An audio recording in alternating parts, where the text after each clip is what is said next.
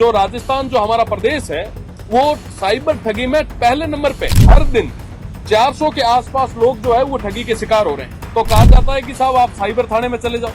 Cyber थानों की स्थिति ये है कि वो कहते हैं कि साहब 1 लाख से कम जो प्रकरण है वो साइबर में हम दर्ज नहीं करेंगे। साहब अब कोई व्यक्ति है जो 6-7 महीने में 50-60 हजार रुपए कमाता है, उसके लिए तो साहब सारी संपत्ति वही है। इन तमाम समस्याओं को लेकर प्रदेश की सरकार का अभी तक कोई स्पष्ट रुख नहीं रहा है।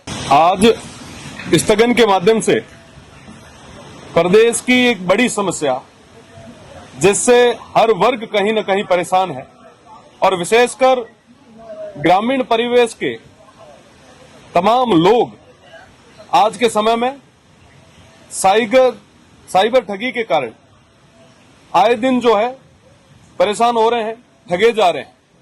एक समय था जब फेसबुक हैक करके और अलग अलग प्रोफाइल्स के माध्यम से ठगियां की जाती थी। थोड़े दिन पहले तक आपने देखा होगा पूर्व सीएम, पूर्व डीजीपी, पूर्व जिला कलेक्टर और तमाम जो प्रशासनिक लोग हैं या संवैधानिक पदों पर बैठे लोग हैं, उनके नाम से भी मैसेजेस करके साइबर ठग जो है वो अलग अलग तरीके से ठगियां कर रहे हैं।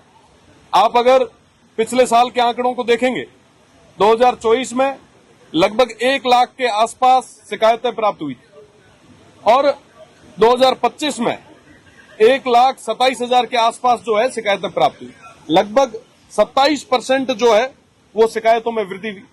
आप अगर मुकदमे देखेंगे तो 1,27,000 में मात्र 0.69% जो है वो एफआईआर दर्ज हुई।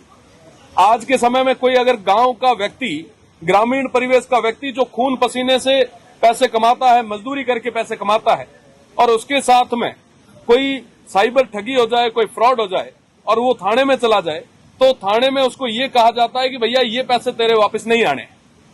और कोई ज्यादा ही जोर दे तो कहा जाता है कि साहब आप साइबर थाने में चले जाओ। साइबर थानों की स्थिति ये है कि वो कहते हैं कि साहब 1 लाख से कम जो प्रकरण है वो साइबर में हम दर्ज नहीं करेंगे।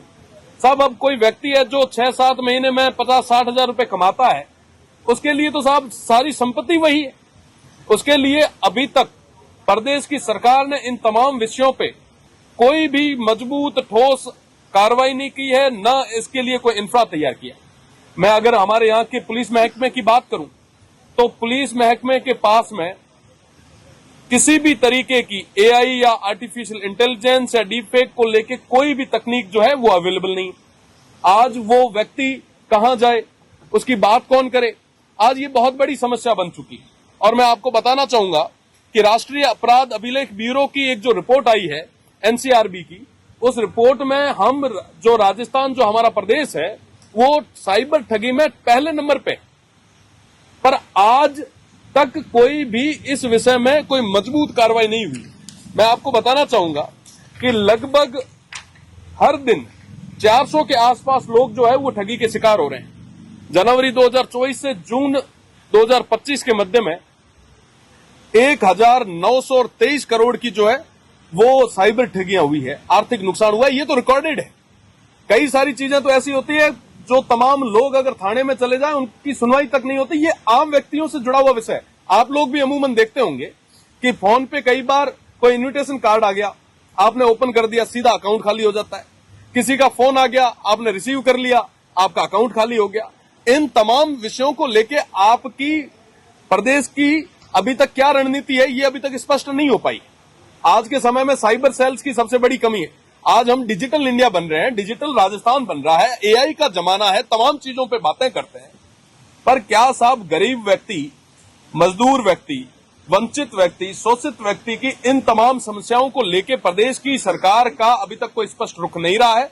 मुझे लगता है कि प्रदेश की सरकार को रिक्त पड़े जो साइबर के जो पद हैं उनको तुरंत प्रभाव से भरने चाहिए। साथ ही साथ साइबर सेल्स की स्थापना करनी चाहिए ताकि भविष्य में इस तरीके से किसी के साथ ठगियां नहीं हो, कोई व्यक्ति खून पसीने की कमाई जो है इस तरीके से ठगियों में न चली जाए। ये बहुत बड़ा गंभीर विषय है जो स्थगन के माध्यम से हमने प्रदेश की सरकार के सामने रखा।